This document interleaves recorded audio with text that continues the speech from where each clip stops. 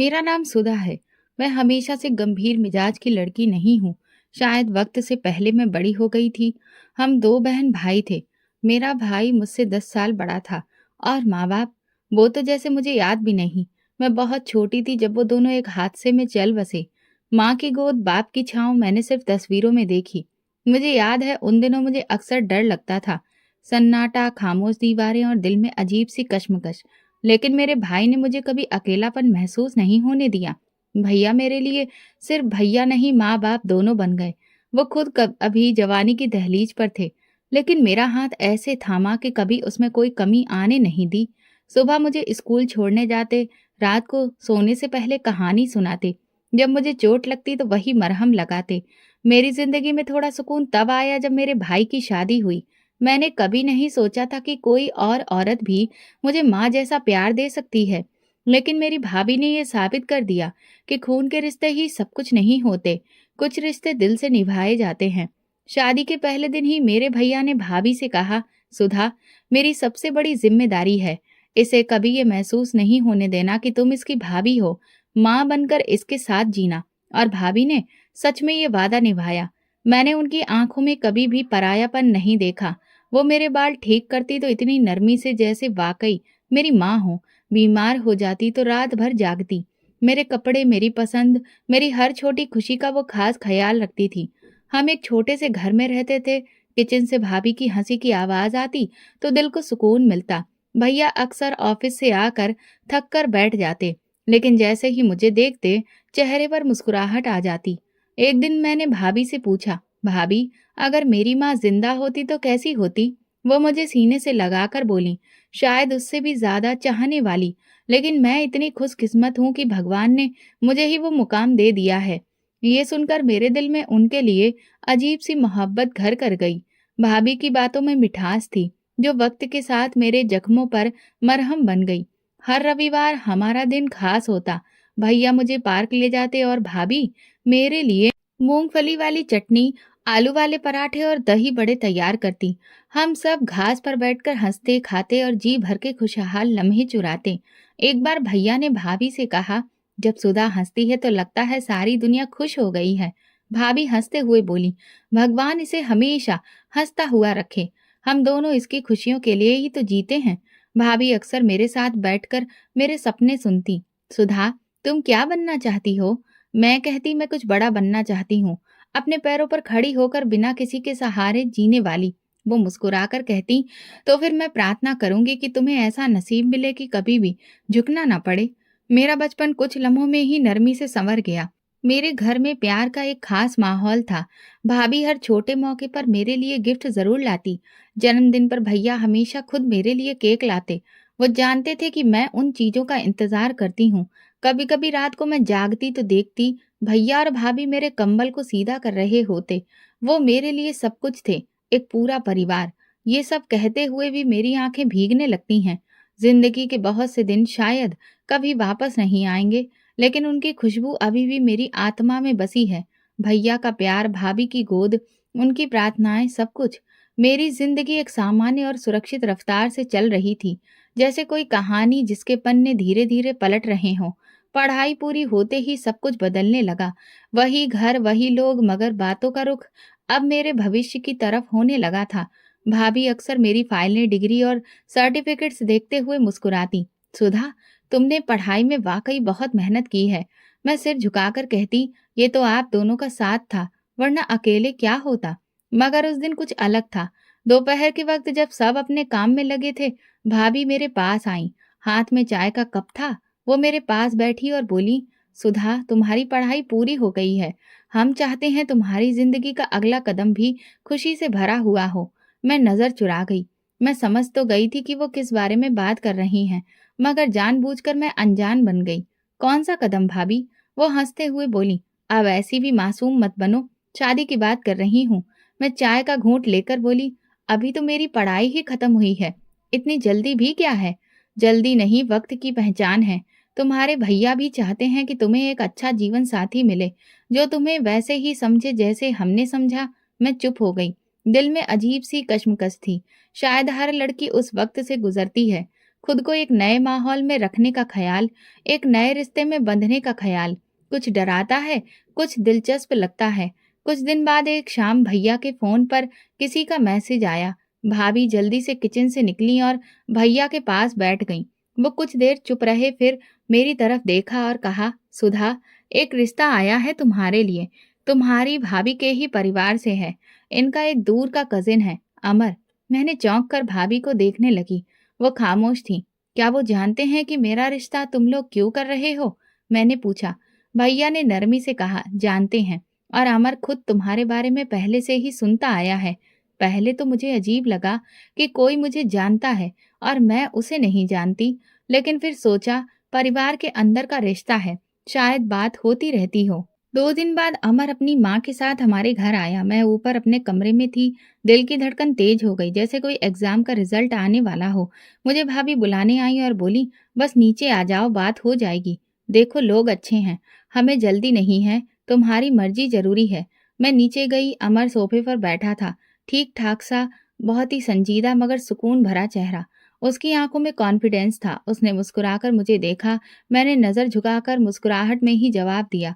हमारी मुलाकात बस फॉर्मेलिटी से भरी रही, लेकिन उसके अंदाज में एक शालीनता थी जो मुझे अच्छी लगी। न ज्यादा बोलता था, न हद से कम। बातचीत के बाद वो चला गया। भाभी ने कहा, अमर ने साफ कह दिया है कि उसे सुधा पसंद है। मैंने धीरे से पूछा, वो करता क्या है?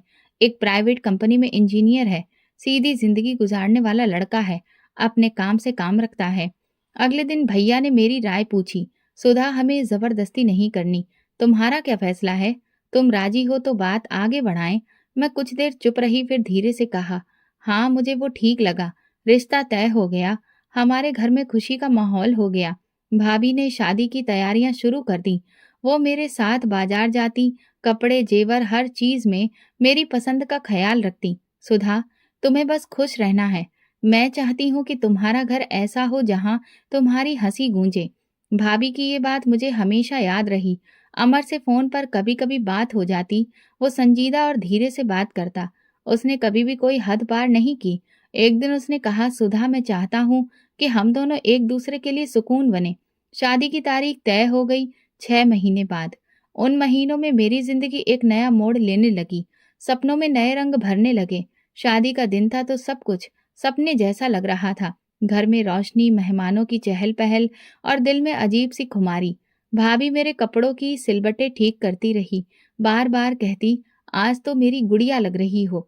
अमर शादी के बाद मेरी तरफ आया तो बस इतना कहा, तुम्हें देखकर लगता है कि किस्मत ने वाकई मुझे बहुत कुछ दे दिया। विदाई के बाद मैं अपने नए घर आई। एक साफ सुथरा फ्लैट, सादगी से सजा हुआ, हर चीज कायदे से। अमर ने दरवाजे पर खड़े होकर कहा, ये घर तुम्हारे कदमों की तरक्की से ही पूरा हुआ है। अगले दिन हमारी पहली सुबह साथ में थी। मैंने नाश्ता बनाने की जिद की। अमर ने पहले तो मना किया, फिर मुस्कुराकर बोला, ठीक है, लेकिन खुद को ज्यादा परेशान मत करना, वरना ये मेरी पहली शिकायत होगी। हम दोनों ने हंसते हुए नाश्ता किया। छोटी छोटी बातों पर वो बहुत खुश हो जाता। जैसे मेरी चाय थोड़ी ज्यादा मीठी बनती तो कहता, तुम्हारी चाय भी तुम्हारी तरह मीठी है। हनीमून के लिए हम लोग शिमला गए, उसके बाद लद्दाख, और वहां तो जैसे सपनों की वादियों में ही वक्त गुजर गया। मैंने पहली बार बर्फ को छुआ और अमर की बाहों में वो लम्हे जैसे थम गए। एक दिन हम बहुत खूबसूरत जगह पर खड़े थे। अमर ने मेरी तरफ देखा और बोला, ये सफेद पहाड़ी, खामोशी और तुम, सब कुछ कितना अच्छा है। हमने चाय के स्टॉल पर बैठकर चाय पी और वहां पर जो बच्चे थे उन्हें टॉफियां दी। जिंदगी को पहली बार संपूर्ण महसूस किया। अमर के साथ हर लम्हा नया था। वो छोटी छोटी बातों का ख्याल रखता। जैसे जब मैं नींद में बातें करती तो सुबह पूछता, रात को तुमने कहा था कि तुम्हें आइसक्रीम चाहिए, चलो आज चलते हैं। हनीमून से वापसी पर जिंदगी ने एक नई रफ्तार पकड़ ली। मैं सुबह जल्दी नाश्ता बनाती, अमर ऑफिस जाता और शाम को वापसी पर हम लंबी बातें करते। अमर को किताबें पढ़ने का शौक था। वो अक्सर रात को कुछ पढ़कर मुझे सुनाता। एक दिन वो कुछ गाने सुन रहा था। वो गाना बड़ा ही दर्द से भरा था। मैंने कहा, ये तो बहुत ही दुखी कर देने वाली लाइन है। उसने तुरंत कहा, बस याद रखना, अगर कभी तुम्हें दुख दिया तो मैं वो पहला इंसान होऊंगा जो तुम्हारा दिल हल्का करेगा। इसी दौरान भैया और भाभी दुबई शिफ्ट होने का फैसला कर चुके थे। भैया की कंपनी ने वहां पर एक ब्रांच खोली थी और उन्हें वहां सुपरवाइजरी का पद मिला था। शाम को भैया ने कॉल किया, सुधा, हम तुम्हें बहुत याद करेंगे, लेकिन हमें सुकून है कि तुम अमर के साथ हो। भाभी ने भी अलग से बात की, मुझे खुशी है कि तुमने अपने घर को अपना लिया है। अब तुम्हारा मुकाम अमर के साथ है। मैंने दिल ही दिल में प्रार्थना की कि जैसे उन्होंने मेरे लिए सब कुछ किया, वैसे ही भगवान उनके लिए भी सब कुछ आसान कर दे। भैया के जाने के बाद घर में कुछ खाली सा लगने लगा, लेकिन अमर ने वो कमी भरने में देर नहीं की। एक शाम मैं किचन में थी, पीछे से आकर उसने मेरी आंखों पर हाथ रखा। बताओ, मैं कौन हूँ? कोई ऐसा जो मुझे चैन से सांस भी नहीं लेने देता। मैंने जवाब दिया, चैन से नहीं, मोहब्बत से। हमारी जिंदगी का हर दिन अलग रंग लाता था। अमर कभी कभी मेरे लिए कुछ गिफ्ट लाता। एक बार वो मेरे लिए एक खूबसूरत हार लेकर आया जिस पर मेरा नाम बना हुआ था। ये मुझे एक छोटे कारीगर से मिला। तुम्हारा नाम देखा तो लगा जैसे तुम्हारा हिस्सा है। मैंने उसे पहन लिया और कहा, अब इसे नहीं उतारूंगी। बस, फिर वादा करो, मुझे भी कभी दिल से मत निकालना। पहले निकलने का मौका तो दो। वो जोर से हंसा और मैंने पहली बार सोचा कि क्या हर औरत को इतनी आसानी से मोहब्बत नसीब हो जाती है। मैं नहीं जानती थी कि किस्मत मेरे लिए कौन सा पन्ना पलट कर रखे बैठी है। उस वक्त बस इतना पता था कि अमर वो इंसान है जिसने मुझे फिर से जीना सिखाया। जिंदगी अपने खूबसूरत रंगों में बह रही थी।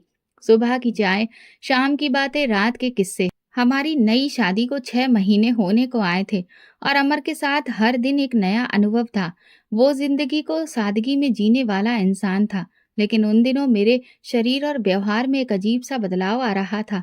थकान, चक्कर और किसी भी चीज में दिल नहीं लगता। पहले तो मैंने मामूली बात समझकर नजरअंदाज किया, लेकिन जब लगातार तबीयत खराब रहने लगी तो अमर ने गंभीरता से कहा, कल डॉक्टर के पास चलते हैं। अब कोई लापरवाही नहीं, सुधा। अगले दिन हम पास के क्लिनिक गए। डॉक्टर ने चेकअप किया और मुस्कुराकर कहा, कॉन्ग्रेचुलेशंस, आप माँ बनने वाली हैं। मैंने पहले डॉक्टर को देखा, फिर अमर की तरफ। मुझे कुछ देर समझ में नहीं आया। फिर वो अपनी कुर्सी से उठकर मेरे पास आया और मेरे माथे पर चुंबन देकर बोला, ये मेरी जिंदगी की सबसे बड़ी खुशखबरी है, सुधा। हम चुपचाप घर वापस आए। रास्ते में वो बार बार कहता रहा, बेटा हो या बेटी, मैं चाहता हूँ वो बस तुम पर जाए, तुम्हारे जैसी हो। उस दिन के बाद हमारी बातें और ज्यादा बदल गईं। घर के कमरे में छोटे छोटे बच्चों के खिलौने और बहुत सारी चीजें खरीदने के बारे में सोचने लगे। अमर रात को नेट पर बच्चों के नाम सर्च करता और रोज नया नाम लेकर पूछता, सुधा, ये नाम कैसा है? मैं हंसती, पहले देख तो लो कि लड़का है या लड़की। नहीं, वो कहता, मैं चाहता हूँ बेटी हो। मेरी छोटी सी गुड़िया। 9 महीने जैसे पलक झपकते ही गुजर गए। अमर हर चेकअप पर मेरे साथ जाता, मेरी हर उलझन को समझकर सुलझाता। उसने मेरे लिए एक डायरी बनाई थी जिसमें हर हफ्ते मेरे जज्बात और उसकी बातें लिखी होती थी। एक दिन उसने कहा, मैं चाहता हूँ जब हमारी बेटी बड़ी हो, ये डायरी उसे दूं ताकि वो जान सके कि हम उसका कितना इंतजार कर रहे थे। फिर वो दिन आया जब मुझे लेबर पेन शुरू हुआ। वो मुझे अस्पताल ले गया। मुझे ठीक से होश नहीं था, लेकिन अमर की आवाज सुनाई देती रही, सब ठीक हो जाएगा, मैं यहीं हूँ। कई घंटे बाद मैंने एक नर्स की आवाज सुनी, कॉन्ग्रेचुलेशंस, बेटी हुई है। मेरे होठों पर हल्की सी मुस्कुराहट आई। मैंने आंखें बंद कर ली। मुझे होश आया तो कमरे में भाभी की वीडियो कॉल दुबई से चल रही थी। मैंने नर्स से पूछा, अमर कहाँ है? उसे मेरी बेटी को गोद में लेना था सबसे पहले। नर्स ने नजर चुराई। मैंने बार बार पूछा मगर कोई जवाब नहीं मिला। दिल में घबराहट बढ़ने लगी। कुछ ही पल बाद भैया की कॉल आई। उनके शब्द मेरे दिमाग में गूंजे, सुधा, अमर का एक्सीडेंट हो गया है, अस्पताल से घर जाते हुए। और वो नहीं रहा। मेरे हाथ से फोन गिर गया। मेरी दुनिया जैसे रुक गई। सांस लेना मैं भूल चुकी थी। मैं माँ बनी थी और उसी दिन विधवा भी। मैं बेड पर पड़ी थी लेकिन जैसे शरीर में जान नहीं रही। बेटी पास में थी मगर आंखें दरवाजे पर थीं। शायद कोई कह दे कि गलतफहमी हुई है, अमर जिंदा है। मुझे तुरंत डिस्चार्ज मिल गया क्योंकि मुझे हर हाल में घर पहुंचना था। अमर को आखिरी बार देखना था। मुझे अमर के बिना घर लाया गया, वही घर जो उसने मोहब्बत से बसाया था। वो भी अब बोझ सा लगने लगा था। घर में कयामत का मंजर था। उसकी बहनें, माँ और मोहल्ले वाले दहाड़े मार मार कर रो रहे थे और अमर कफन में चेहरा लपेटे शांत पड़ा था। मेरा दिल बंद होने लगा, कदम डगमगा गए। मैंने अपनी बेटी को सीने से लगाया। मेरा शरीर बेजान सा था। कुछ समझ में नहीं आ रहा था कि अपने जज्बात का इजहार कैसे करूं। अमर की आखिरी विदाई की तैयारी पूरी हुई, लेकिन मेरी जिंदगी अधूरी हो गई। मैंने बेटी को सीने से लगाया और बस इतना कहा, अब तुम ही मेरे जीने का मकसद हो। पहले दिन मैंने बेटी को दूध पिलाने की कोशिश की, लेकिन मेरा हाथ कांप रहा था। एक लम्हे को उसे गोद में लेने से भी घबरा रही थी। लेकिन फिर भाभी की आवाज फोन पर सुनाई दी, सुधा, अगर तुमने हिम्मत नहीं की तो अमर की यादें भी तुम्हें अकेला कर जाएंगी। मैंने बेटी को सीने से लगाया। वो छोटा सा जिस्म मेरे दिल की धड़कन से जुड़ गया। उसकी सांसें, उसकी नन्ही उंगलियां मुझे जिंदा रहने की वजह देने लगी। भैया और भाभी के पहुंचने में 2 दिन लगे। जैसे ही वे घर आए, माहौल थोड़ा बदल गया। भैया ने दरवाजे पर कदम रखा तो एक लम्हे को रुक गए। उनकी आंखें आंगन की दीवारों पर टिकी रहीं, जैसे अमर को ढूंढ रहे हों। भाभी मेरी तरफ बढ़ी, मुझे गले लगाया। मैं बेसुध खड़ी थी, न रोई न कुछ कहा। बेटी को उनकी गोद में दिया तो भाभी ने उसे खूब प्यार किया। ये तो बिल्कुल अमर के जैसी है, बिल्कुल वैसी ही आंखें। भैया बैठक में चुपचाप बैठे थे, एक शब्द नहीं बोले। खाने के बाद जब सब चुपचाप हो गए तो वो कमरे में आए। सुधा, तुम्हें यहाँ इस हाल में देखकर तकलीफ होती है, दुबई चलो, वहां हम सब हैं, तुम अकेली नहीं रहोगी। मैं नजरें झुकाकर बोली, अकेली तो अब मैं हूं नहीं, ये मेरे पति की बेटी है, मैं इसके साथ हूँ। भैया ने मेज पर रखा पानी का गिलास उठाया, 2 घूंट पिए, धीरे से बोले, यहाँ तुम्हारे लिए कोई सहारा नहीं, कम से कम वहां हमें सुकून होगा कि तुम सुरक्षित हो। ये घर अमर का है, मैं इसके साए में जीना चाहती हूँ। भैया, वो दरवाजा, वो बेड, वो कुर्सी जहाँ वो बैठकर अखबार पढ़ता था, ये सब छोड़कर कैसे चली जाऊं। भाभी दरवाजे पर खड़ी थी, सुन रही थी। आगे बढ़कर बोली, सुधा, हम तुम्हें इस दुख में नहीं छोड़ सकते। अमर की यादें तुम्हारे दिल में हैं, वो कहीं भी साथ होंगी। मैंने उनकी तरफ देखा, फिर बेटी की तरफ। ये जगह सिर्फ यादें नहीं, ये मेरे रिश्ते की गवाही है। मेरी बेटी को उसके बाप का घर चाहिए। भैया ने थोड़ा गुस्से से कहा, तुम जिद कर रही हो, हम तुम्हारी भलाई के लिए कह रहे हैं। अगर जिद नहीं करती तो आज शायद जिंदगी की ये कैद सही लगती। मेरी आवाज सख्त थी, लेकिन मैं रो नहीं रही थी। भाभी ने भैया का हाथ पकड़ा, जबरदस्ती नहीं करेंगे, जब दिल चाहे तो दरवाजा खुला है। अगले दिन भैया ने घर की चीजों को ध्यान से देखना शुरू किया, जैसे कुछ सोच रहे हों। दोपहर में मुझे बुलाया, मैंने तुम्हारे लिए कुछ पैसे जमा किए हैं, अगर कभी किसी चीज की जरूरत हो तो झिझकना मत। भैया, मुझे पैसे नहीं चाहिए, आपका भरोसा चाहिए। भाभी पास में बैठी कुछ देर चुप रही, फिर बोली, एक राय दूं? हाँ, थोड़ा सा खुद को व्यस्त रखो, कुछ वक्त अपने लिए भी निकालो। जिंदगी थम गई है मगर तुम्हें नहीं रुकना चाहिए। शाम को दोनों वापस जाने की तैयारी करने लगे। भैया ने अपना बैग बंद करते हुए कहा, ये फैसला तुम्हारा है, हम प्रार्थना करते हैं कि तुम बस ठीक रहो। भाभी ने मुझे गले लगाया, तुम बहुत बहादुर हो सुधा, लेकिन कभी बहादुरी से थक जाओ तो हमें जरूर याद करना। भैया भाभी की वापसी के बाद घर का माहौल जैसे फिर बदल गया। अमर के जाने के बाद अगर किसी चीज में सबसे ज्यादा बदलाव आया था तो वो मेरी सास का व्यवहार था। पहले वो मुझे बेटी कहकर बुलाती थी, हर काम में मेरा हाथ बटाती थी और मेरे लिए आशीर्वाद देती थी, मगर अब उनके चेहरे की लकीरें बदल गई थी। नजरों में ठंडक की जगह अजनबीपन आ गया था। मैं विधवा हो गई थी तो उन्होंने मेरे कमरे का दरवाजा बाहर से बंद रखने की हिदायत दी। बोली, अब तुम अंदर ही रहोगी, विधवा औरतें ऐसे ही रहती हैं। मेरे दिल में सवाल उठा, क्या विधवा होना सिर्फ दुख का नाम है या फिर सजा का? लेकिन मैं चुप रही। मेरे पास मेरी बेटी थी, बस उसी का सहारा था। मैं दिन रात एक ही कमरे में, 4 दीवारी में जिंदगी गुजारने लगी। मेरी जेठानी मीनाक्षी अक्सर मेरे कमरे के दरवाजे पर आकर हल्की आवाज में पूछती, कुछ चाहिए तो बताओ सुधा। दीदी, मैं कहती, सब कुछ है, पर सच ये था कि अंदर से बहुत कुछ टूट चुका था। एक दिन सास कमरे में आई, सख्त लहजे में बोली, विधवा हो चुकी हो, अब हंसी खुशी और रंग बिरंगे ख्यालों का वक्त नहीं रहा। मैंने सर झुकाकर कहा, माँ जी आप जैसा कहें। फिर वो मेरी बेटी को देखकर कुछ देर चुप रही और ठंडी सांस लेकर कमरे से निकल गई। मीनाक्षी मेरी असली मददगार बनी। कभी दरवाजे के नीचे दूध का गिलास रख देती, कभी बेटी के लिए झूला बंधवा देती। एक दिन जब मैं बीमार पड़ गई तो रात के वक्त चुपके से मेरे कमरे में आई, सर पर ठंडी पट्टियां रखी और बोली, मैं जानती हूँ तुम्हारे साथ क्या हो रहा है, लेकिन तुम अकेली नहीं हो। मुझे कभी कभी लगता है जैसे मैं कैदी हूँ, बस गिनती के दिन बाकी हैं यहाँ। मैंने पहली बार अपने दिल की बात कही। ये वक्त गुजर जाएगा सुधा।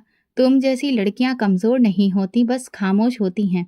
उसने मेरा हाथ थामा और उसकी आंखों में हिम्मत थी। ये दिन जैसे पत्थर की तरह हो गए थे। हर दिन भजन, हर रात लंबी। घर के किसी काम में हाथ भी नहीं लगाने दिया जाता, लेकिन ताने और नजरों की तो अब रोज की आदत बन चुकी थी। मेरी ननद अक्सर बाहर से आकर दरवाजे के करीब बातें करती। कितने दिन हो गए इस कमरे में बंद, शायद यही किस्मत है इसकी। एक दिन मीनाक्षी ने मेरे लिए सब्जी की छोटी सी प्लेट भेजी। साथ में किसी ने देख लिया तो फौरन मेरी तरफ आकर सास बोली, तूने अपनी सेवा के लिए भी किसी को मना लिया है? अब रंग दिखाने शुरू हो गए हैं। मैंने कुछ नहीं कहा, बस बेटी को गोद में उठाकर एक तरफ हो गई। मीनाक्षी ने बाद में कहा, मैं उलझना नहीं चाहती, मैं सिर्फ ये चाहती हूँ कि तुम खुद को अकेला ना समझो। इस दौरान एक और बात हुई। घर में काम करने वाली नौकरानी को अचानक हटा दिया गया। कहने लगी, अब घर में कोई खास काम नहीं है, सब काम अब तुम करोगी। कमरे में सब कुछ धोना, बच्चों के कपड़े समेटना, ये सब बाहर का काम नहीं है। मैंने अपनी बेटी को झूले में लिटाया और चुपचाप काम में लग गई। शरीर थक जाता, लेकिन जुबान से कभी शिकायत नहीं की। मीनाक्षी ने एक दिन मुझसे कहा, तुम हर बात बर्दाश्त कर लेती हो, ये तुम्हारी खूबी भी है और कमजोरी भी। मैंने कहा, दीदी मैं अब किसी जंग में शामिल नहीं होना चाहती, मेरे लिए बस मेरी बेटी ही काफी है। मुझे हर दिन बहुत कुछ सुनना पड़ता है, कभी मोहल्ले में ये बात होती तो कभी कोई और ताना, लेकिन नसीब का क्या कहें, बेटा गया और उसके बाद ये लड़की, बस हमारे सिर पर बोझ है। मेरे अंदर एक बार फिर से दरार पड़ने लगी, लेकिन मैंने सब कुछ अपने सीने में दफन कर लिया। फिर एक दिन मीनाक्षी मेरे कमरे में आई। उसके हाथ में एक नया सफेद दुपट्टा था। ये लो, अब कल से तुम्हें वैसे भी सारे घर का काम करना है। भगवान तुम्हारी जिंदगी आसान करे। मैंने कहा, दीदी मुझे आप जैसा कोई नहीं मिलता तो शायद मैं टूट जाती। अगली सुबह जब मैं कमरे से बाहर आई तो सबसे पहले भगवान की पूजा की। मेरी आंखों से आंसू नहीं निकले, लेकिन दिल में जैसे कोई पत्थर उतर गया हो। मीनाक्षी ने मुझे गले लगाकर कहा, अब तुम्हें नई जिंदगी शुरू करनी है, सीधी। लेकिन मैं जानती थी कि नई जिंदगी सिर्फ ऐसे ही शुरू नहीं होती। ये अब एक बहुत कठिन सफर की शुरुआत थी, जहां सवाल और जवाब दोनों मेरे हिस्से के थे। मैं सास के सामने जाकर बोली, माँ जी, आपके कहने पर मैंने सब कुछ किया है। अब अगर आप इजाजत दे तो कुछ देर के लिए मैं आंगन में बैठ जाया करूं। उन्होंने मुझे ऊपर से नीचे तक देखा, फिर ठंडे लहजे में बोली, अभी वक्त नहीं आया है तुम्हारे लिए खुली हवा में सांस लेने का। कुछ तो शर्म करो, अभी तुम्हारे विधवा हुए दिन ही कितने हुए हैं। मैं नजरें झुकाकर वापस अपने कमरे में चली गई और बेटी को गोद में ले लिया। अगले दिन सुबह नाश्ते के बाद सास ने काम वाली को दरवाजे पर रोक दिया। अब तुम्हें भी आने की जरूरत नहीं है, जिसके लिए तुम आई थी अब वो खुद सब कुछ संभाल सकती है। उसने हैरानी से मेरी तरफ देखा। मैंने सर हिलाया। वो चुपचाप वापस चली गई। रसोई, बर्तन, कपड़े, झाड़ू, बेटी का ख्याल, सब कुछ एक साथ मेरे सिर पर आ गया। नाश्ता बनाते हुए चूल्हे की आंच तेज हो गई, हाथ जल गया। मैंने हल्की आवाज निकाली तो सास किचन में आ गई। अभी तो काम शुरू हुआ है, इतनी जल्दी नौटंकी शुरू कर दी? विधवा हो गई हो, अब यही जिंदगी है तुम्हारी।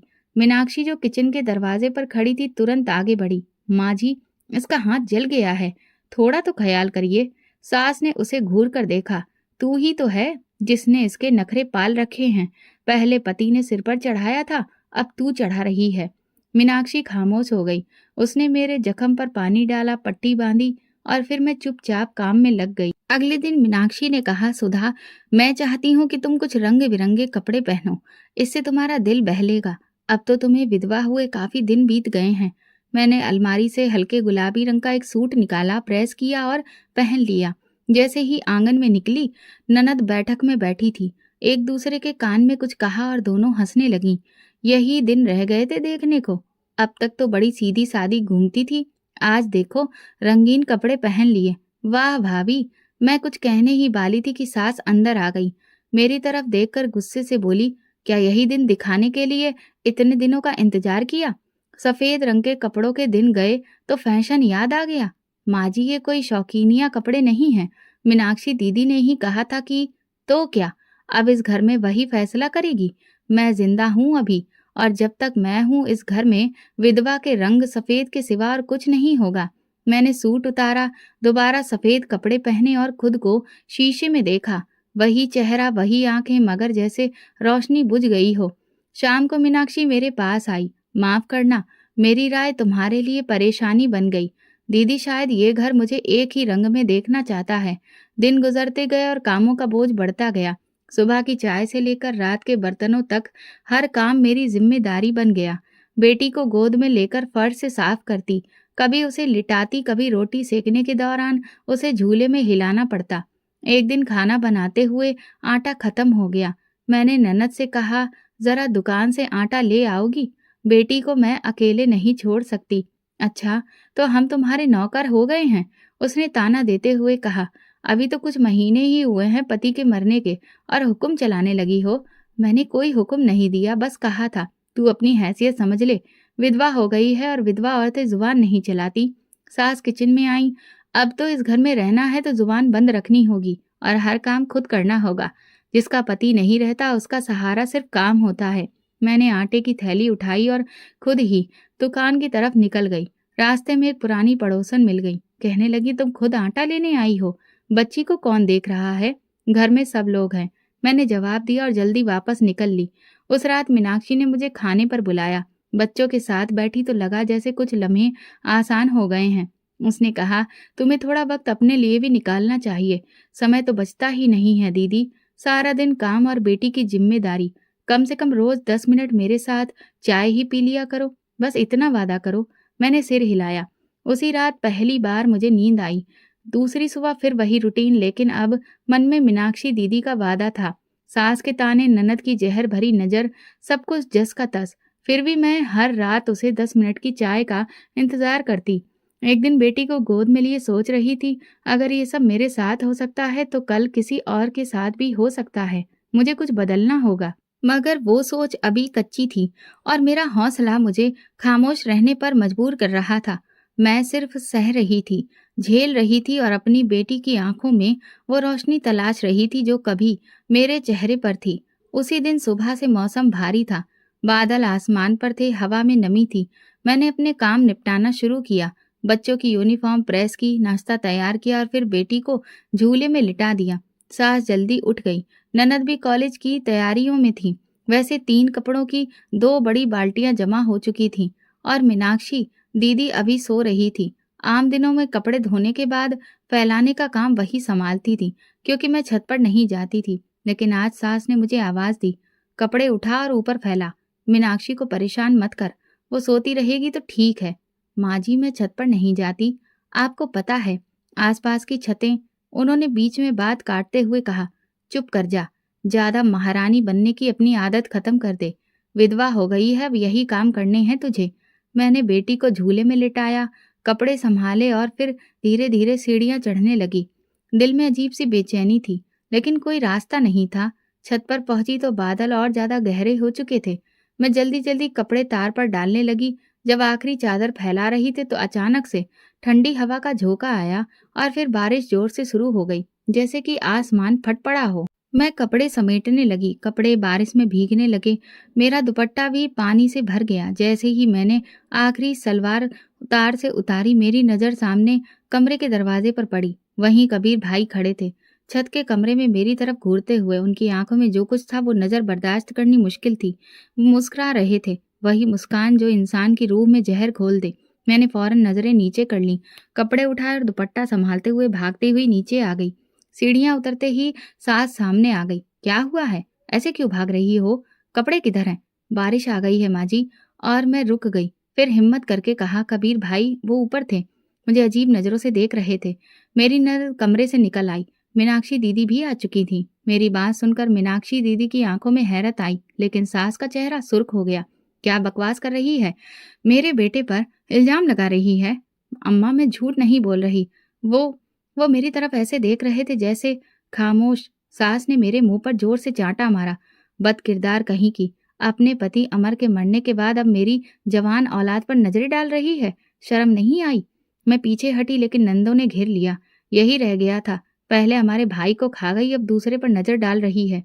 ये सब तुम्हारा ड्रामा है। बारिश में सफ़ेद कपड़े पहनकर गई और फिर इल्ज़ाम लगा दिया। खुद कुछ करने गई थी या फिर शायद। मैंने नज़रें झुका ली। आंसू बह रहे थे मगर ज़ुबान पर अब भी सच था। मैंने कुछ गलत नहीं किया, तो अब हमें गलत साबित करेगी? सास ने बालों से पकड़कर मुझे ज़मीन पर गिरा दिया। निकाल बाहर ये कपड़े, दुपट्टा संभाल और शराफत से रहना सीख ले। मीनाक्षी ने बीच बचाव की कोशिश की। माँ जी बस करिए, बेटी भी देख रही है। यही तो खतरा है, कहीं इस बच्ची को भी अपने जैसा ना बना दे। मैंने खुद को समेटा, कपड़े संभाले और खामोशी से कमरे में वापस आ गई। बेटी अभी भी झूले में थी। उसकी आंखों में नींद थी लेकिन माहौल का शोर उसे डरा चुका था। मैंने उसे सीने से लगाया और एक ही बात खुद से कही, अब जो भी सहना है तेरे लिए सहना है। बंद कमरे में मेरा दिल धड़क रहा था। कभी कभी पर्दे हिलते तो लगता कबीर फिर न आ जाए। मैंने अंदर से कुंडी लगा ली। रात को खाने के वक्त नहीं गई। सास ने दरवाजा पीटा, नीचे आ, भूखी रह गई तो हमें ना कहना, और काम कल भी सारे तेरे ही हैं।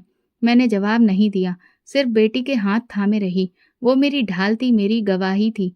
उस रात जब सब सो गए तो सोचने लगी, मुझे सच बोलने का ये सिला क्यों मिला? जो नज़र मुझ पर पड़ी, जो इल्ज़ाम मेरे नाम पर लगा, ये कैसा इंसाफ है? दरवाजे पर एक बार फिर हल्की सी दस्तक हुई। मैं कांप गई, मगर इस बार दरवाज़ा नहीं खोला। सिर्फ दिल ही दिल में कहा, मेरी बेटी को इस घर की नज़रों से बचा लेना, बस इतना काफ़ी है। उस रात मेरे कमरे की कुंडी बंद थी, मगर दिल बेचैन। बार बार उठकर दरवाज़ा चेक करती, फिर बेटी के पास बैठ जाती। बाहर खामोशी का राज था, लेकिन अंदर दिल में शोर था। रात के 3 बजे का वक्त था, वही वक्त जब मैं अक्सर बेटी को दूध देने के लिए उठती थी। एक आदत पड़ चुकी थी, बेटी सो रही थी, दूध आज लेने नहीं गई थी। कमरे का हल्का सा कोना रोशन किया और सोचने लगी। तभी दरवाजे की कुंडी हिलने लगी। दिल जैसे हलक में आ गया। मैं खामोश रही, मगर अगले ही लम्हे कुंडी खुलने की आवाज आई। किसी ने आहिस्ता से दरवाजा खोला। वो कबीर था। वो बिना कुछ कहे अंदर आ गया। मैंने सोने का नाटक जारी रखा। उसने दरवाजा बंद किया और मेरी तरफ आया। मेरे करीब आकर बैठते हुए उसने कहा, जाग रही हो तो थोड़ा सा वक्त दे दो, अब तुम भाभी नहीं लगती। मैं फौरन खड़ी हो गई। आपको शर्म नहीं आती? ये वक्त है किसी के कमरे में आने का, और वो भी एक विधवा औरत के। अमर मर चुका है सुधा, और तुम अब अकेली हो। तुम्हें किसी सहारे की जरूरत है। मैं तुम्हारे करीब आना चाहता हूँ। आप मेरे पति के भाई हैं। ये क्या बकवास है? मैंने पीछे हटते हुए कहा, रिश्ते अब सिर्फ कागज पर रह गए हैं। दिल की बात सुनो, जल्दी बाहर निकल जाइए मेरे कमरे से। मैंने दरवाजे की तरफ इशारा किया, मगर वो वहीं बैठा रहा। अगर शोर मचाया तो सब यही समझेंगे कि तुमने खुद बुलाया है। सच तो कोई मानेगा नहीं। मैंने पानी से भरे जग को उठाया और उसकी तरफ फेंका। उसने मेरी कलाई पकड़ने की कोशिश की। मैंने जोर से झटका दिया और चीख मारी, अम्मा, दीदी, दरवाजा खोलो कोई। अचानक कबीर के चेहरे पर अजीब सा तनाव आ गया। उसने माथे पर हाथ रखा और फिर लड़खड़ाते हुए एक तरफ गिरने लगा। उसकी चीख गूंजी और साथ ही बाहर शोर मच गया। मीनाक्षी सबसे पहले कमरे में आई, फिर नंदे और सास। मैं दरवाजे के पास बैठी कांप रही थी। कबीर फर्श पर गिर पड़ा था। उसकी आंखें फटी हुई थीं, मुंह से झाग निकल रहा था। ये क्या किया तुमने मेरे बेटे के साथ? सास चीखने लगी। मैंने कुछ नहीं किया, वो खुद आया था। मेरी आवाज रुंध गई। झूठी, तेरे जैसे किरदार की औरतों पर भरोसा नहीं किया जा सकता। मीनाक्षी ने कबीर को देखा और फौरन कहा, इसे अस्पताल ले चलो, शायद हार्ट अटैक हो रहा है। भाइयों ने कबीर को उठाया और मगर उसकी एक टांग और एक बाजू बेजान हो चुके थे। उसकी जुबान लड़खड़ा रही थी। अस्पताल में डॉक्टर ने जब चेकअप किया और कहा, पैरालिसिस का अटैक है, दिमाग का एक साइड ब्रेन हैमरेज हो चुका है, बोलने की ताकत खत्म हो गई है और जिस्म का एक हिस्सा अपाहिज हो चुका है। मीनाक्षी ने सास को संभाला, जो अब भी हिचकियां ले रही थी। मेरा बेटा, ये सब उसकी चाल थी। वही सुधा। मैं अस्पताल नहीं गई। मैं अपने कमरे में बंद रही बेटी के साथ। 2 दिन बाद कबीर घर आया, व्हील चेयर पर। उसकी आंखों में वही गुरूर था, मगर अब बेबसी भी। उसकी जुबान से सिर्फ एक ही बात निकली, मैंने गलती की। कमरे में सब खामोश हो गए। मीनाक्षी ने नरमी से कहा, यह बात काफी है, सब कुछ साफ हो चुका है। मैं सामने नहीं गई, बस दीवार के पीछे से सुना। सच अपनी पहली झलक दिखा चुका था। जुल्म की जुबान बंद हो गई थी, मगर इल्जाम के निशान अभी भी बाकी थे। कबीर की व्हीलचेयर घर के दरवाजे से अंदर दाखिल हुई तो एक लम्हे को सारा घर जैसे खामोश हो गया। वो जो कभी छत पर खड़े होकर आवाजें लगाया करता था, अब नजरें झुकाए बैठा था। हाथों की हरकत खत्म, जुबान से चंद शब्द मुश्किल से निकल रहे थे। डॉक्टर की रिपोर्ट भी साथ में थी। सास ने लिफाफा हाथ में लेकर जल्दी से खोला, आंखों पर ऐनक चढ़ाई और लिखी लाइनें बुलंद आवाज में पढ़ने लगी। इसमें stroke, left side paralysis, limited speech function. और फिर अचानक खामोश हो गई। मीनाक्षी दीदी ने वही रिपोर्ट दोबारा पढ़ी और ठंडी सांस भरी। ये तो लंबा मामला लग रहा है, पूरी रिकवरी का चांस भी कम है। कमरे में बैठे बाकी सब खामोश थे, कोई कुछ बोलने को तैयार नहीं था। मैं अपने कमरे के कोने में बेटी को गोद में लिए सब कुछ सुन रही थी। मेरी आंखें बंद थी, लेकिन दिल के अंदर जैसे कुछ दोहराया जा रहा था। सच खुद बोलेगा, सच को अल्फाज की जरूरत नहीं होती। उसी रात मीनाक्षी मेरे पास आई, उसके चेहरे पर गहरी संजीदगी थी। दरवाजा आहिस्ता से बंद किया और कालीन पर बैठ गई। कुछ देर तक कुछ भी नहीं कहा, फिर धीरे से बोली, सुधा, मुझे तुमसे एक सच कहना है जो मैं बरसों से छुपाती आई हूँ। मैंने चौंक कर उसकी तरफ देखा। कबीर शुरू से ही ऐसा था। उसकी नजरों में हमेशा बेचैनी, जरूरत से ज्यादा दिलचस्पी और नाजायज जरूरत रही है। मेरी शादी के फौरन बाद उसने एक बार मुझ पर भी हाथ डालने की कोशिश की थी। मेरी सांस जैसे रुक गई। फिर आपने कुछ कहा क्यों नहीं? माँ जी ने मना किया था, कहा था कि खानदान की इज्जत का सवाल है। उस वक्त मैं खामोश हो गई, फिर बच्चे हो गए और फिर खामोशी ही आदत बन गई। और अब खामोशी टूट गई है, क्योंकि वो हद पार कर चुका है। तुम पर हाथ उठाना, तुम्हारी इज्जत पर सवाल उठाना, ये मेरे लिए बर्दाश्त करना मुश्किल है। तो आप क्या करेंगी दीदी? मैं जा रही हूँ, अपने बच्चों को लेकर इस घर से जा रही हूँ, अब और नहीं। अगली सुबह जब मीनाक्षी ने सामान बांधना शुरू किया तो सास का चेहरा पीला पड़ गया। क्या कर रही हो? कहाँ जा रही हो? जिस बेटे को आपने हमेशा बचाया, उसकी वजह से आज ये दिन देखने पड़े। मैं और बर्दाश्त नहीं कर सकती। मगर कबीर बीमार है, अब तुम ही सहारा हो उसका। कबीर ने जब सुधा पर हाथ उठाया, तब किसका सहारा था? तब आपको ख्याल क्यों नहीं आया कि आपकी बहू भी किसी की बेटी है? सास ने नजरें झुका ली, हाथ जोड़कर कहा, बच्चों का सोच लो मीनाक्षी, मत जाओ। मैं बच्चों को लेकर जा रही हूँ, ताकि उन्हें एक बेहतर माहौल दे सकूं। मैं चाहती हूँ कि वे ये सब ना देखें कि औरत कब तक खामोश रहती है। मीनाक्षी के जाने के बाद घर सुनसान हो गया। कबीर व्हीलचेयर पर बैठा दरवाजे की तरफ देखता रहा। उसकी नजरें जैसे किसी का इंतजार कर रही हों, लेकिन कोई वापस ना आया। सास कुछ दिनों में बूढ़ी लगने लगी, बाल सफेद, चेहरा बेरौनक। कभी मेरे कमरे के बाहर खड़ी रहती, कभी मीनाक्षी को फोन करती, जो कभी नहीं उठाया गया।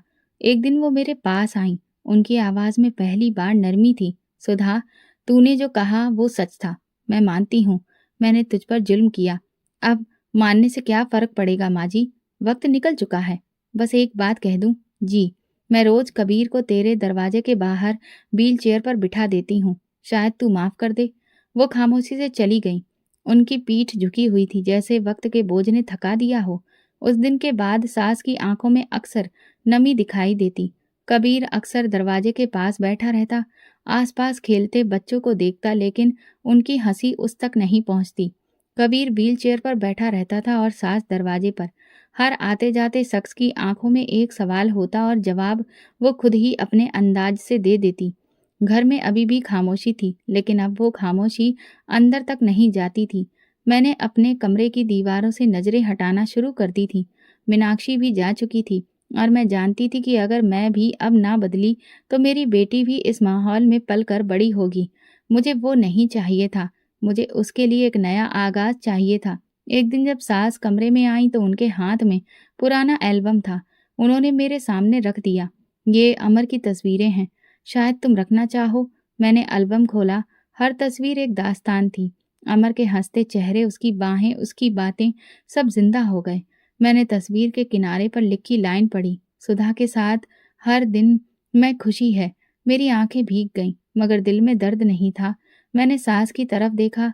तस्वीरें रखने का मतलब माफ करना नहीं होता, मैं जानती हूँ, मगर चाहती हूँ कि शायद एक दिन तुम नरम हो जाओ। माँ जी, नरम होना और माफ कर देना दो अलग बातें हैं। दिल जिसने हाथ उठाया वो हाथ भूल सकता है, मगर वो लम्हा नहीं। तो तुम कहना क्या चाहती हो? मैं अपनी बेटी के हिस्से की जायदाद चाहती हूँ। अमर की बेटी है वो, उसका हक कोई नहीं छीन सकता। सास ने चौंक कर उसकी तरफ देखा। जायदाद? जी। अमर के हिस्से की चाहिए। मैं कानूनी रूप से उसकी वारिस हूँ और उसका हक बचा कर रखना चाहती हूँ। वो खामोश हो गई। अगले दिन भाई को फोन किया, कानूनी कार्रवाई शुरू हुई। कुछ पुराने कागजात निकाले गए, कुछ अदालत के चक्कर लगे, लेकिन आखिरकार मुझे अमर की जायदाद का कानूनी हिस्सा मिल गया। मैंने वो रकम संभाली, लेकिन अपने लिए नहीं, अपनी बेटी के लिए और उन औरतों के लिए जो खामोश होकर अंदर ही अंदर मर जाती हैं। मैंने करीबी इलाके में एक पुराना खाली मकान देखा।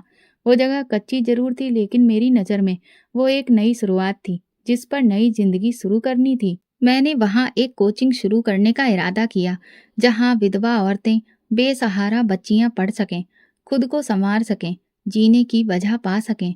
मैंने उस कोचिंग का नाम अमर कोचिंग सेंटर रखा। पहला दिन था। सिर्फ 3 बच्चियाँ, एक 7 साल की अनाथ बच्ची, एक विधवा औरत जिसका पति भी नशे की लत में दुनिया से जा चुका था, और एक लड़की जिसे सौतेली माँ ने घर से निकाल दिया था। मैंने उन सबको चाय पिलाई और कहा, ये कोचिंग तुम्हारी है। यहाँ सिर्फ पढ़ना नहीं, हौसला भी सिखाया जाएगा। वक्त गुजरता गया, कोचिंग बढ़ती गई।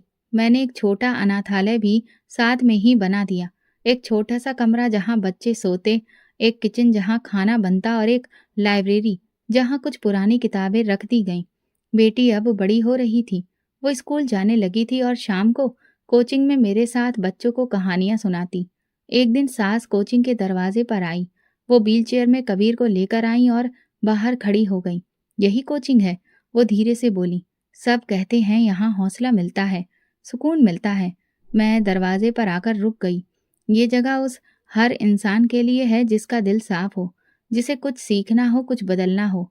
कबीर की जुबान अब भी साथ नहीं देती थी, लेकिन आंखों से समझ आता है, जैसे कुछ कहना चाहता हो। शायद माफी, शायद पछतावा। माफी दिल से दी जाती है माँ जी। मेरा दिल अभी भी जख्मी है। वक्त मरहम है, लेकिन हर जख्म का निशान बाकी रहता है। तो कुछ ना कुछ तो दे दो। कबीर को माफी अगर मिलेगी तो मेरे जरिए नहीं, बल्कि उसके कर्मों के जरिए। मैं किसी को सजा या माफी देने की हकदार नहीं हूँ। मैंने दरवाजा बंद नहीं किया, लेकिन उनकी वापसी का भी इंतजार नहीं किया। बेटी मेरा हाथ पकड़कर अंदर ले गई। माँ जी, आज मैंने सबको इंग्लिश की पोयम सुनाई। सबने तालियां बजाई। मैंने बेटी को गले लगाया। बस यही काफी है मेरे लिए। तेरे पिता की रूह को यही सुकून देगा। अब मैं सच के साथ खड़ी थी, कमजोर नहीं, तन्हा नहीं, बल्कि एक नई जंग जीत कर, जिसने खुद को बचाकर दूसरों को पनाह देना सीख लिया था। हर रोज कोचिंग शुरू होने के कुछ देर पहले सास कबीर को व्हील चेयर पर दरवाजे के बाहर लाकर बिठा देती थी। कबीर की आंखें हर गुजरते शख्स को देखती। कुछ उसे नजरअंदाज करके गुजर जाते, कुछ ठिठक कर देखते और कुछ सिर्फ अफसोस से सिर हिलाकर आगे बढ़ जाते। एक दिन मोहल्ले के डॉक्टर साहब उसे देखकर रुक गए। सास ने उनके कदमों में आकर कहा, डॉक्टर साहब कुछ कीजिए मेरे बेटे के लिए, बहुत तकलीफ में है। डॉक्टर साहब ने कबीर को देखा और फिर धीरे से कहा, कभी किसी के साथ कुछ गलत करने की नीयत की थी शायद, इसीलिए अब हर पल वो बोझ बन गया है। दवा भी उन पर असर करती है जिनका दिल साफ हो। सास ने नजरें झुका ली और वापस पलट आईं। कोचिंग के बाहर लोगों की निगाहें, जो कभी कभार कबीर पर तरस खाती थीं, अब जैसे एक फैसला सुना रही थी। कोचिंग में अब 7 बच्चियां, 4 औरतें और 2 अनाथ लड़के पढ़ रहे थे। मेरे लिए वही मेरी दुनिया थी। बेटी अब छठी क्लास में थी। वह अक्सर मेरे पास आकर कहती, माँ, कल मैं कहानी सुनाऊंगी ना, सबके सामने। आप मेरी आवाज़ सुनेंगी ना? हर दिन सुनूंगी। जब तक ये कोचिंग है, मेरी बेटी की आवाज़ उसकी दीवारों में गूंजती रहेगी। हफ्ते का दिन था। दोपहर के वक्त बेटी मेरे साथ खेल रही थी। धूप मध्यम थी। मैंने एक नया पौधा लगाया था और वो हर रोज उस पर पानी डालती थी। उस दिन वो रुककर बोली, माँ, क्या ये पौधा बड़ा होगा? हाँ बिल्कुल, जैसे तुम बड़ी हो रही हो। दोनों में फर्क सिर्फ वक्त का है। नियत एक जैसी है, बढ़ना, छाया देना। उसी शाम एक औरत आई, चादर में लिपटी, आंखों में थकान। उसने दरवाजे पर आकर कहा, क्या विधवा को भी यहाँ पनाह मिलती है? ये जगह उन सबके लिए है जिनके पास इज्जत है, मगर सिर छुपाने की जगह नहीं। मैंने उसे अंदर बिठाया, पानी दिया और उसे खाली कमरा दिखाया। ये जगह तुम्हारी है, जब तक तुम चाहो और तुम्हारा दिल कहे। वो औरत थोड़ा सा रोई, फिर खामोश हो गई। मुझे उसकी आंखों में वही खालीपन नजर आया जो कभी मेरी आंखों में था। बेटी मेरे पास आई, मेरे गले में बाहें डाली। माँ, कितनी नेक दिल है। नहीं, मैं सिर्फ मदद करती हूँ। एक सुबह डॉक्टर साहब आए, उनके हाथ में एक पुराना रजिस्टर था। ये स्कूल का रिकॉर्ड है। हमें एक नई जगह की ज़रूरत है जहाँ बच्चों को पढ़ाया जा सके। हम चाहते हैं आपकी कोचिंग स्कूल में शामिल हो जाए। मैंने हैरत से उनकी तरफ देखा। ये इज्जत आप मुझे दे रहे हैं? ये इज्जत आपने कमाई है। सुधा बेटी, हमने देखा है कि तुमने दूसरों की मदद की है। मैंने खामोशी से रजिस्टर लिया, दस्तखत किए और दिल में बस यही सोचा कि शायद अमर कहीं आसमान में बैठा मुस्कुरा रहा हो। उसी शाम कोचिंग के दरवाजे पर कबीर बैठा था। वही व्हीलचेयर, वही खाली नजरें। एक छोटा बच्चा उसके करीब आया, कुछ देर उसे देखता रहा, फिर अपनी माँ का हाथ पकड़कर बोला, माँ, ये वही हैं जिनके बारे में सब कहते हैं ना कि इनकी आंखें बुरी थीं। माँ ने बेटे को खींचा और कहा, ऐसा मत कहा करो बेटे, लेकिन हाँ, आंखों से नीयत का अंदाजा हो जाता है। कबीर ने नजरें झुका ली और आंखों से दो मोटे आंसू निकलकर चेहरे पर बह गए। मैंने कोचिंग की छत पर खड़े होकर वो मंजर देखा। मेरी बेटी मेरे साथ खड़ी थी। मैंने उसे गले लगाया और सोचा, बुरे कर्मों का फल बुरा ही होता है। तो दोस्तों, आपको कैसी लगी हमारी आज की कहानी? अपनी राय कमेंट बॉक्स में ज़रूर भेजें। और अगर आपको हमारी वीडियो पसंद आई हो तो हमारे चैनल को सब्सक्राइब करिए, वीडियो को लाइक करिए और बेल आइकन प्रेस कर दीजिए ताकि हर नई आने वाली वीडियो का नोटिफिकेशन आपको मिल सके। धन्यवाद।